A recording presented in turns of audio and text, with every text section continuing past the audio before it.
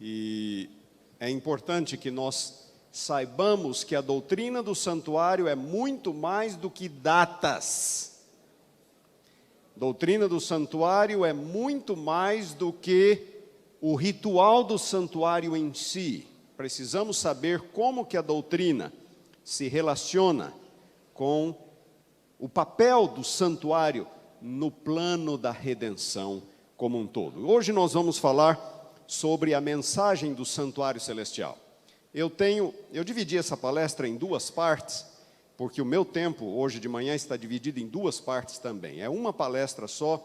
Eu vou correr um pouco na primeira parte, porque a primeira parte é mais, eu diria, a base, o alicerce para a segunda parte, que é mais importante.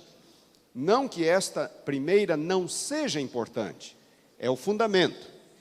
Mas nós vamos recapitular algumas coisas que vocês já sabem, vamos enfatizar e esclarecer algumas questões. Nós já falamos diversas vezes que é a cruz que garante o nosso perdão. É a cruz, tá certo? A cruz, em primeiro lugar, é necessária por causa da justiça de Deus. Em segundo lugar, a cruz é suficiente. Ela é tudo o que Deus precisa para nos salvar. É a cruz. É tudo o que Deus precisa para perdoar, para salvar. O ministério de Cristo no santuário celestial não é uma coisa à parte. Ele está totalmente integrado à cruz, à morte de Cristo na cruz. Ele é dependente da cruz, ministério de Cristo. É no santuário que Cristo aplica os benefícios do seu sangue, da sua morte. O cordeiro morria e o sangue era levado pelo sacerdote para dentro do santuário. Portanto, há uma relação muito íntima entre a morte de Cristo e seu ministério no santuário celestial. O ministério de Cristo no santuário celestial é a culminação de um processo que começa na cruz e é a vindicação das ações salvíficas de Deus. Pode Deus perdoar? Pode. A cruz. Pode Deus perdoar A ou B? É o santuário que vai demonstrar isto. Então, o santuário é a culminação das ações salvíficas de Deus. E agora a coisa vai começar a ficar um pouco complicada. Prestem atenção.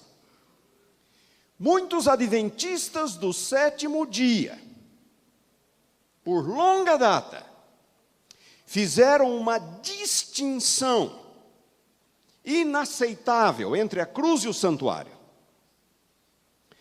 defendendo a ideia de que a cruz lida unicamente com pecados passados. A cruz provê justificação dos meus pecados passados, da minha culpa. E isto é pela fé. Agora, com relação aos meus pecados presentes, então já não é mais nada, não tem mais nada a ver com a cruz, é o santuário. É o processo da santificação. E eles dizem, já não é mais pela fé, agora é pelas obras. Você pode nunca ter afirmado isso nesses termos, mas na cabeça de muitos de nossos membros é exatamente isso que funciona. Muitos afirmaram isto no passado, e este conceito foi sendo passado, e ele sobrevive em nosso meio. Há uma distinção entre o passado e o presente, entre a cruz e o santuário. Lá é pelo sangue de Cristo, lá é pela fé, mas só tem que ver com pecados passados. Daqui para frente é comigo. E eu vou ser julgado no santuário, pelas minhas obras. Esta é exatamente a base do ensino perfeccionista. Ele apregoa, defende a ideia de uma vitória absoluta sobre o pecado. Porém, mais do que isto, esta vitória absoluta sobre o pecado nesta vida, que o perfeccionismo defende, é apresentado como algo necessário, não só possível, mas necessário. Senão você não vai ser absolvido no juízo. Lembram-se daquela pregação que eu falei ontem? Olha, o seu nome pode estar passando no juízo. Como é que está a sua vida? A ideia é exatamente esta. No juízo, minhas obras serão pesadas, serão avaliadas, e eu posso ser absolvido ou condenado, com base naquilo que eu faço hoje. Este é o contexto das discussões de Ford. E eu já disse, eu não quero justificar Ford, mas é possível entendê-lo. Ele estava reagindo fortemente contra este tipo de ideia. O problema é que ele foi para o outro lado e negou completamente a utilidade, a necessidade do santuário celestial. Nós temos 3 problemas gravíssimos com esta abordagem. 3 problemas seríssimos. Primeiro, conceito de pecado. Perfeccionismo, e mesmo que você não se identifique com o perfeccionismo, se você nutre alguns desses conceitos, de que no santuário, no juízo, você vai ser julgado pelas suas obras. Se você nutre alguns desses conceitos, você tem um conceito errado de pecado. Conceito de justificação, salvação também é equivocado. E o conceito de obediência, de vida cristã, também é equivocado.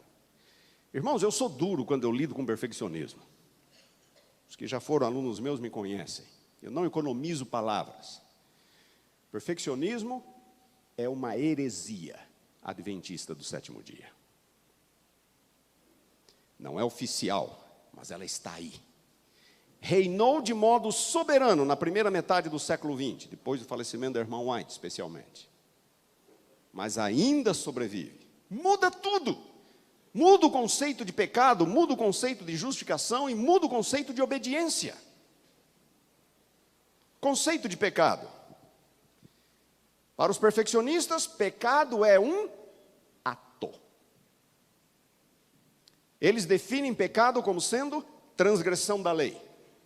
Um ato. Dizem eles, esta é a única definição bíblica de pecado. Pecado é o que você faz. Acontece que essa definição é incompleta. Ela não está em si mesma equivocada, mas ela é incompleta, superficial e tendenciosa.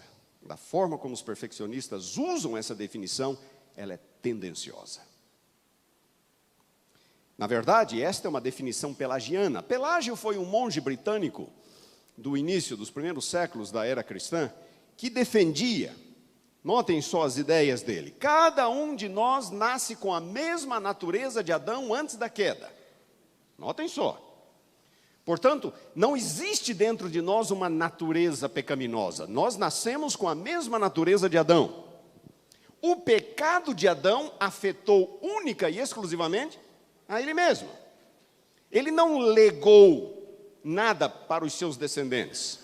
Portanto, quando nós pecamos hoje, o pecado é uma questão da vontade.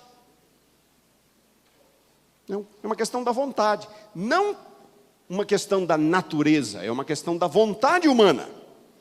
Em última instância, a definição perfeccionista de pecado é semelhante. É uma definição pelagiana.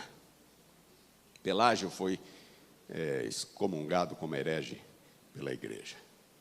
E aqui está exatamente o ponto fraco do perfeccionismo. Esse teólogo declara: todas as heresias resultam de um inadequado senso de pecado. Se você não entende o que é pecado, as portas se abrem para um monte de conceitos equivocados.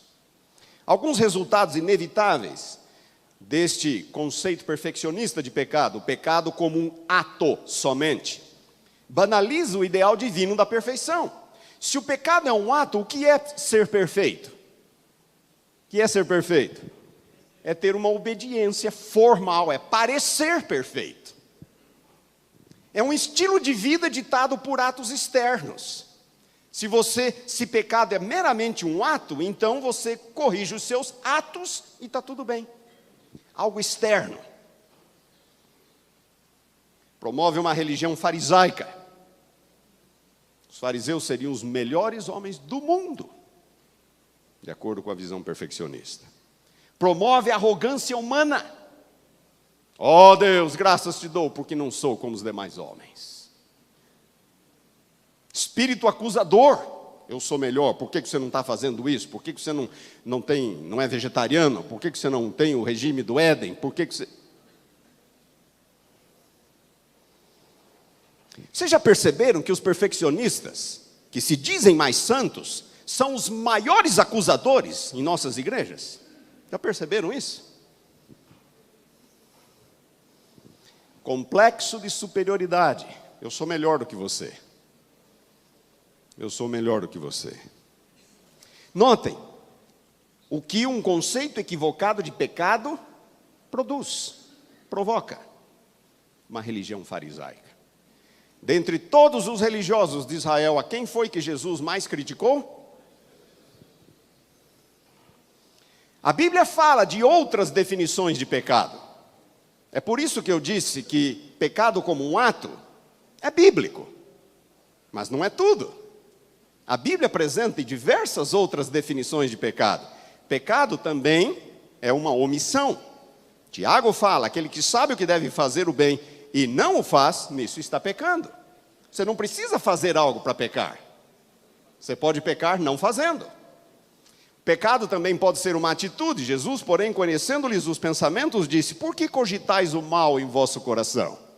Você não precisa fazer nada. Basta ter uma atitude errada. Isto é pecado. Motivação, pecado da motivação. Praticam todas as suas obras com o fim de serem vistos pelos homens. As obras dos fariseus eram perfeitas, mas a motivação era errada. A motivação é errada. Estão vendo o problema de nós avaliarmos vida cristã por meio de atos externos? E por detrás de tudo, ou digamos, na base de tudo, existe o pecado como condição. Pecado como condição. Isso tem que ver com a natureza humana. Esta condição de pecado que nós temos, ela é, em primeiro lugar, hereditária. Recebemos de quem? Recebemos de Adão. No momento em que Adão pecou, é como se sua corrente sanguínea tivesse se tornado envenenada. E todos os seus filhos e filhas, todos os descendentes de Adão, trazem consigo esse envenenamento de sangue.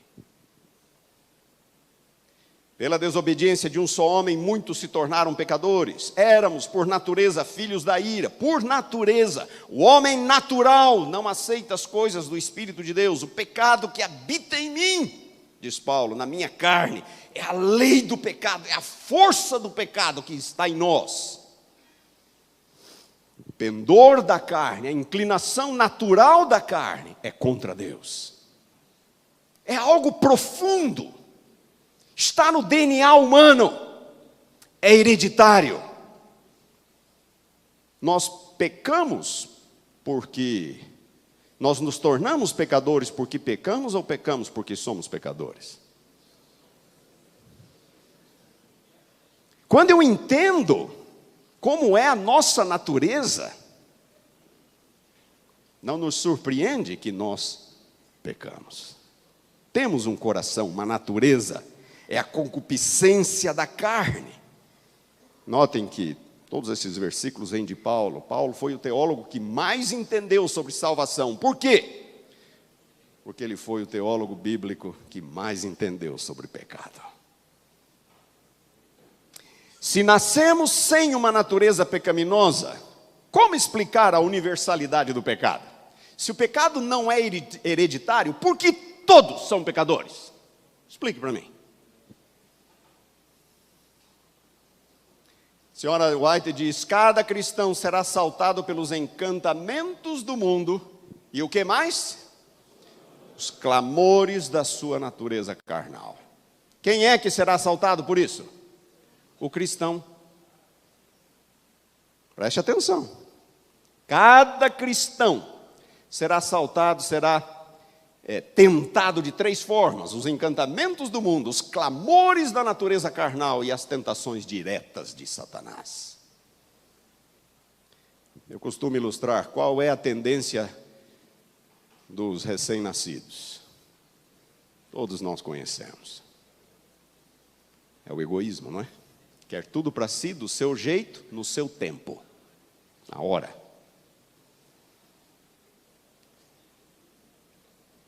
É o nosso coração. Nós nascemos assim. E se não formos devidamente treinados, educados, viramos monstros. Viramos monstros. É universal. Se é hereditário, ele é universal. Se é hereditário, é universal. Todos, tanto judeus como gregos, estão debaixo do pecado. Não há justo, nenhum sequer. Não há quem entenda, não há quem busque a Deus. Todos se extraviaram. Não há quem faça o bem, nem um sequer. Tudo que a lei diz aos que vivem na lei o diz, para que se cale toda a boca e todo mundo seja culpável diante de Deus. Todos pecaram e carecem da glória de Deus. Este outro teólogo diz: a doutrina do pecado original é a única doutrina da fé empiricamente verificável. Tem como negar? É bíblico, é evidente. Outra característica desse pecado como condição: é hereditário, é universal e ele traz consigo uma sentença de morte. Esse pecado que existe em nós, que é hereditário, que é universal, traz consigo uma sentença de morte. Pela ofensa de um só, morreram muitos. O julgamento derivou de uma só ofensa. Qual é esta ofensa? É o pecado de Adão. O julgamento derivou de uma só ofensa para condenação. Pela ofensa de um e por meio de um só reinou o quê? Reinou a morte. Por uma só ofensa veio o quê? Juízo sobre quem? Todos os homens, para condenação. Irmãos, nós nascemos condenados. Nós nascemos do lado de fora do jardim do Éden. Nós nascemos perdidos, numa situação de miséria, do lado de fora do jardim do Éden. Com relação ao primeiro Adão, o ser humano recebe dele nada, senão culpa e sentença de morte. Palavras da senhora White. É o legado de Adão para nós. Percebem o problema de nós limitarmos pecado a um ato? Eu ignoro toda uma realidade muito mais profunda. Pecado é hereditário, é universal e traz consigo uma sentença de morte. E eu quero corrigir esse problema com atos. É a mesma coisa, para falar que nem o pastor a mim agora, que tentar corrigir uma fratura exposta com band-aid. Ou uma leucemia com aspirina. O problema é profundo. Não são atos externos que vão resolver o nosso problema. É só olhar os fariseus nos evangelhos. Mas há um segundo problema: o conceito de justificação dos perfeccionistas também é equivocado. O perfeccionismo distorce o conceito bíblico de justificação de duas formas, em dois aspectos. Primeiro, a base da justificação, e segundo, o efeito da justificação. E eu preciso que vocês prestem atenção aqui. Primeiramente, qual é a base da justificação? A Bíblia é muito clara: justificação unicamente por Cristo, sem a participação humana. Sem a participação humana, não há salvação em nenhum outro. Abaixo do céu não existe nenhum outro nome. Se com a tua boca confessares Jesus como Senhor e em teu coração creres que Deus o ressuscitou dentre os mortos, será salvo. Por isso também pode salvar totalmente os que por ele se chegam a Deus. Salvação unicamente por Cristo, unicamente em Cristo e por Cristo, sem a participação humana. Outro aspecto, ainda falando sobre a base da justificação, ela é apenas pela fé. Eu não faço nada, eu só recebo. É isto que fé significa. Eu só recebo, crendo que ela é suficiente para mim. Fé não é mérito humano. Fé é exatamente o reconhecimento de que eu não sou nada, não tenho nada e não posso fazer nada. Eu digo, Senhor, me salva. Quando eu clamo a Deus por salvação, por perdão, isto é fé, é o reconhecimento de que eu não sou nada. E Ele é tudo para mim. A fé, salvação só pode ser recebida. Por isso que ela é pela fé. Ninguém será justificado diante dele por obras da lei. O homem é justificado pela fé, independentemente das obras da lei. O homem não é justificado por obras da lei, sim, mediante a fé em Cristo Jesus. Também nós temos crido em Cristo Jesus, para que fôssemos justificados pela fé em Cristo e não por obras da lei, pois por obras da lei ninguém será justificado. Pela graça de Deus sois salvos, mediante a fé. Isto não vem de vós, é um dom de Deus, não de obras, para que ninguém se glorie. Olha o fariseu no templo. Ó Deus, graças te dou, porque não sou como os demais homens, roubadores, injustos, adúlteros, nem ainda como este publicano. Dou o dízimo de tudo quanto ganho, jejuo 2 vezes por semana. Só faltava Deus perguntar lá de cima, muito bem, quanto é que eu te devo?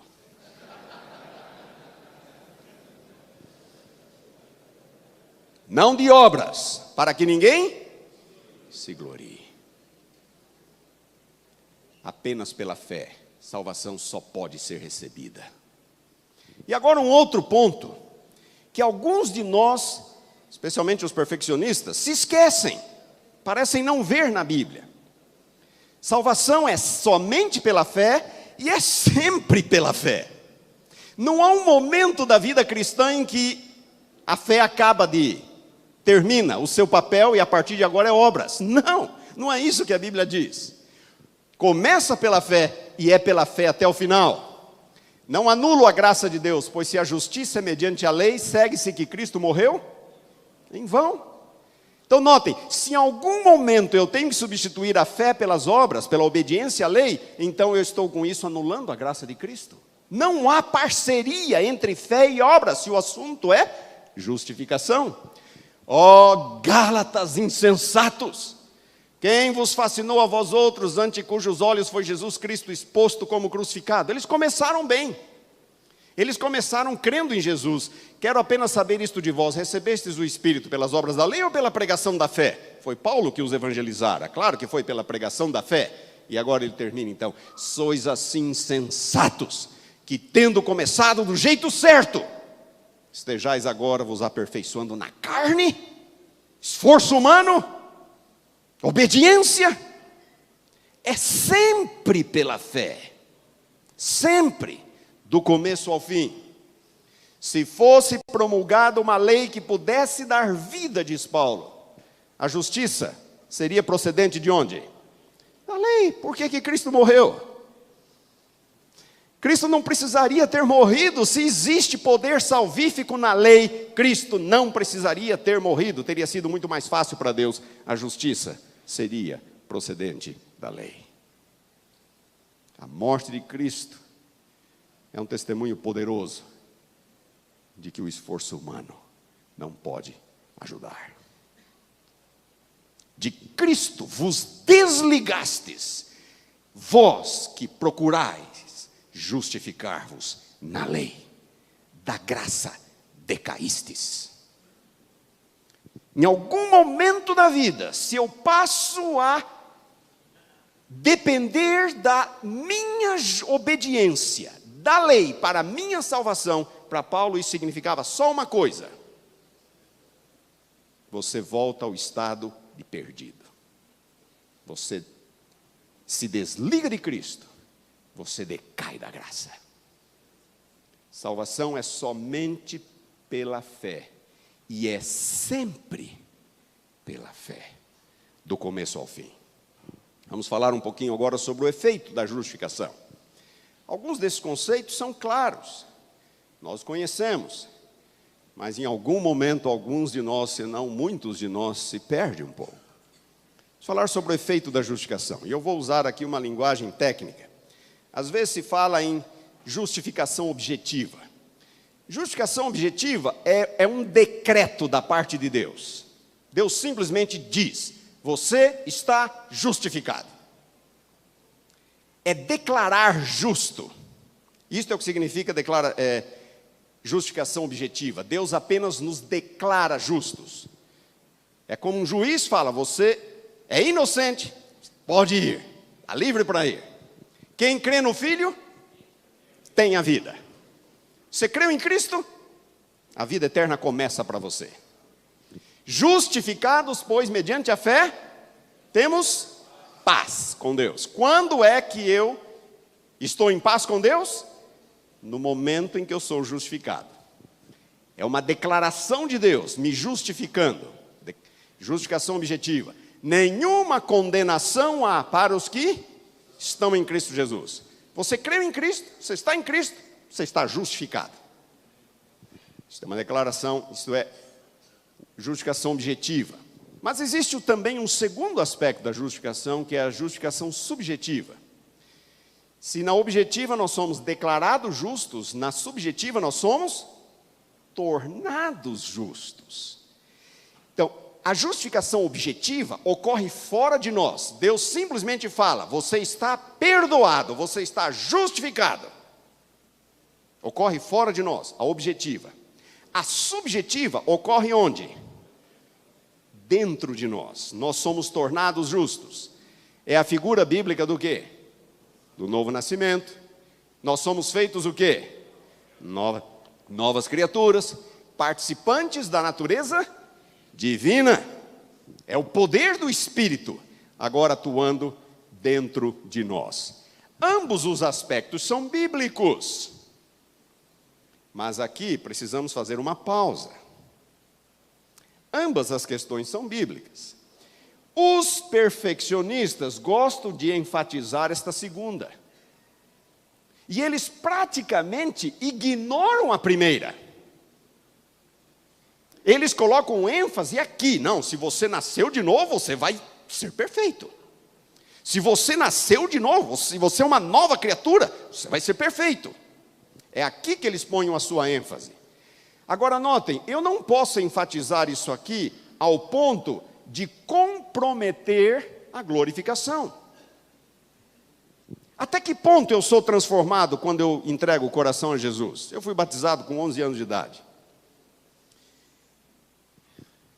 E eu posso lhes dizer uma coisa. Eu saí do tanque, na verdade foi num rio, do mesmo jeito que eu entrei. Eu não senti nenhuma corrente elétrica passando por mim, como se eu agora fosse outra pessoa. Você sentiu isso? Você saiu do tanque com as mesmas tentações que antes, os mesmos pontos fracos que antes. Em alguns casos até pior, né? É sim. Satanás redobra seus esforços no momento que alguém entrega o coração a Jesus. Jesus foi batizado e foi para onde? Foi para o deserto para ser tentado. Nós temos o nosso deserto da tentação. Muitas vezes, não só uma. Nós ficamos as mesmas, nós somos os mesmos depois do batismo. Então a pergunta é: até que ponto de fato somos transformados? Nós não podemos nos esquecer que ainda existe algo chamado glorificação. Então Paulo diz assim: no momento que nós nos tornamos novas criaturas, no momento que entregamos o coração de Jesus, na verdade, na esperança fomos salvos. Aquela transformação ainda não foi completa. Ela está aguardando sua transformação definitiva. E é lá, no abrir e fechar de olhos, que os mortos ressuscitarão incorruptíveis e os justos serão transformados. Então, eu não posso enfatizar demais o tornar justo ao ponto de comprometer a glorificação que nos aguarda. Quando Ele se manifestar, seremos semelhantes a Ele. E a glorificação é a culminação de um processo de santificação que se inicia na conversão. É a restauração final da imagem de Deus. Então agora vem o ponto, irmãos. Prestem atenção. Por que eu estou dizendo isto? Até que ponto somos transformados? O perdão divino não elimina a nossa natureza carnal. Deus implanta uma nova natureza, a nova criatura, o poder do Espírito atuando em nós. Mas o velho homem continua. Conversão não elimina a natureza carnal. Não reine o pecado em vosso corpo mortal. Se Paulo está falando, não reine o pecado em vosso corpo mortal, é porque o pecado está lá. Se viverdes segundo a carne, caminhais para a morte. Ele está falando com os crentes de Roma. Os crentes de Roma ainda têm uma natureza carnal. E se eles viverem segundo ela, isso vai gerar-lhes a morte. Não useis a liberdade para dar ocasião à natureza carnal, diz Paulo. Natureza carnal está lá. Andai no Espírito e jamais satisfareis a concupiscência da carne. É aquilo que eu falei, saímos do tanque com as mesmas tentações, com as mesmas tendências, com os mesmos pontos fracos. Há uma nova natureza que é implantada, mas a velha continua. É por isso que os teólogos costumam falar dos 3 tempos da salvação. Primeiro, o tempo passado. Nós somos libertos da culpa do pecado. É um momento, é pontual. É quando eu entrego o coração a Jesus, quando eu digo, Senhor, me salva. Naquele momento, eu sou perdoado. É a conversão. Mas há também o tempo presente, em que eu sou liberto do poder do pecado. Aquela nova natureza que é implantada, ela vai minimizando aos poucos os efeitos da velha natureza. O poder do Espírito vai trabalhando. Paulo diz, para nós vivermos segundo a vontade de Deus, nós vamos ser libertos, ou sendo libertos do poder do pecado. E isso é uma experiência. Dura quanto tempo? Dura uma vida, é linear. Se a libertação da culpa do pecado é pontual, é no momento que eu entrego o coração a Deus, eu sou perdoado. Já a libertação do poder do pecado dura uma vida, é a santificação. Mas salvação também tem um tempo futuro, que é quando seremos libertos da presença do pecado, que é também pontual, e isto ocorre na glorificação. Então é assim, isso aqui é um simples resumo do que ocorre. Conversão é um momento, libertação da culpa, santificação, uma vida. Nós vamos pouco a pouco sendo libertos do poder do pecado. E finalmente glorificação, outro momento, um abrir e fechar de olhos, onde a imagem de Deus será restaurada em nós. Algumas pessoas preferem uma curva, uma linha ascendente. Pode ser, isso aqui não faz, para mim não faz tanta diferença assim. Agora eu tenho uma pergunta para vocês. Quando é que nós estamos salvos? É na conversão, é na santificação ou é na glorificação? Em que momento eu posso dizer, estou salvo?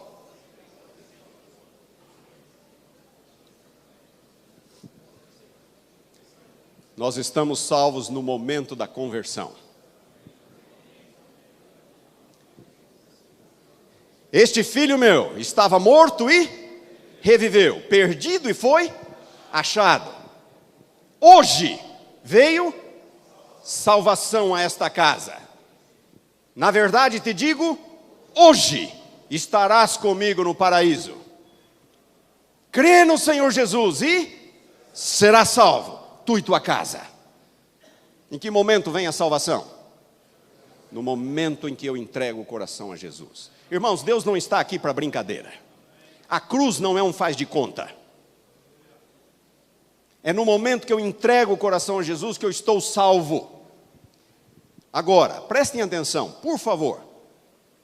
Quando aceitamos a Jesus como nosso Salvador, que o nosso pecado é perdoado, que nossa culpa é removida, que somos declarados justos, que somos libertos do poder do inimigo, que temos o nome inscrito no livro da vida. Isso aqui é pouca coisa? Isso aqui significa salvação. É no momento que entregamos o coração a Jesus. Agora, isso não quer dizer que a salvação não possa ser perdida. Eu posso perder a salvação. Aquele, pois, que pensa estar em pé, veja que não caia. Eu posso perder.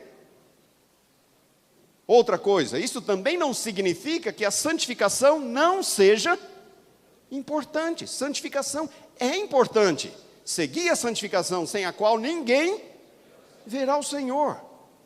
O que é a santificação? Santificação é o nosso preparo para a eternidade. É o nosso preparo para a eternidade. É importante. Mas em que momento ocorre a salvação? No momento da conversão. Quem tem o Filho, tem a vida. Agora, pois, nenhuma condenação há para os que estão em Cristo Jesus. Justificados, pois, mediante a fé, temos paz com Deus. É naquele momento. É no momento da conversão. E agora tem o terceiro aspecto. O conceito de obediência, que os perfeccionistas também deturpam.